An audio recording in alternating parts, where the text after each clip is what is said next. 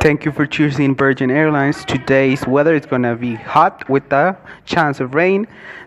We are currently in the Mexican airport of the city of Aguascalientes. Our destination is going to be Abu Dhabi, Dubai. We will be arriving in this city in the next 10 hours. Currently, we are having some turbulence. Don't worry, this will be over really soon. Oui, es linen.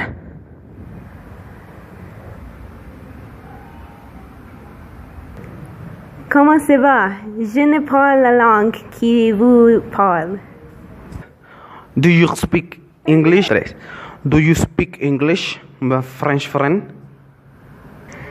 Oui, oui, je speak the English. Just again. Now we can communicate. Okay, good.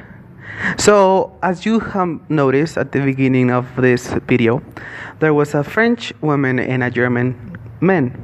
At the beginning, they were communicating in their native language, but because they could not transfer a message across each other, they started to use the English language to communicate. In this case, the English language is known as the Lingua Franca because it's used as a main source of communication between two people that speak different languages. Dear passengers, we have some announcement for you. As you might have noticed, there is turbulence in the plane due to the weather. The weather is constantly making the plane move. So our destination is going to be cut shortly. It's not longer going to be Abu Dhabi. It's going to be the desert, the Sahara Desert. We're going to crash within the next few minutes. Thank you for flying with us. Enjoy, and we hope that you either live or you die.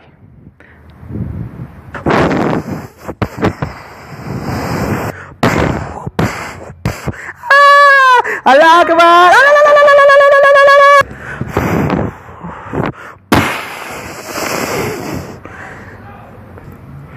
The two people who spoke a common language tragically died in that plane accident, leaving only other people from different nationalities.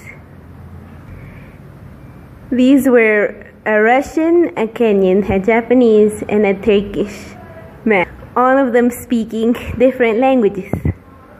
In order to survive, the four survivors had to develop or create a way to communicate amongst each other. They had to create a mixture of the four languages.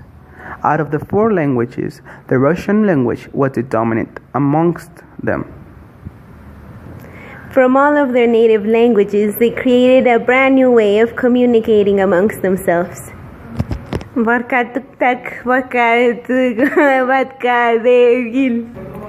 these people created is a pidgin. A pidgin is made when people need to communicate and they have no lingua franca or native language in common. It is a mixture of at least 3 languages, and it has no native speakers. They were never rescued, so they had to find a way to live by themselves. They began a normal life, what they consider a normal life. The Russian men married with the Turkish women. The Japanese men married with the Kenyan women.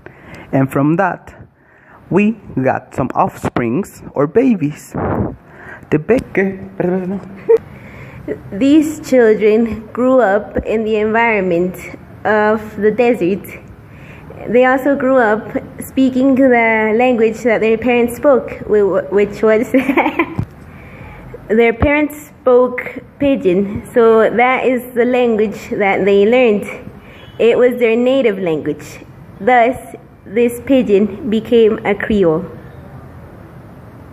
Just as a review of what we saw in this previous episode, first we saw what the lingua franca was. The lingua franca is the language used between two people who speak, two people or other persons who speak another native language. And this language is different from their native language, which is used to convey a message. Or in this episode, we saw three main factors involved in the language. First, we saw the lingua franca. The lingua franca is a language used to communicate between a group of people or two, which is different from their native language. In this case, we saw a German man and a French woman speaking. The lingua franca was English. A pidgin is a language that starts in a multilingual situation when people need to communicate but they don't have a lingua franca, so they create a pidgin. This pidgin becomes their lingua franca. It's a mixture of at least 3 languages, so they create a new code. It involves a process of simplification. Then the Creole. A Creole is when a pidgin becomes someone's first language. It involves a process of expansion.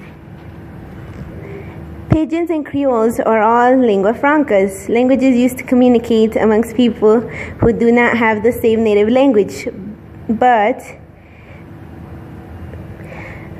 not all lingua francas are pidgins and Creoles. Thank you for watching. Thank you for watching our episode. Stay tuned for next week's episode. Just as a reminder, no one was harmed during the videotaping. Thank you.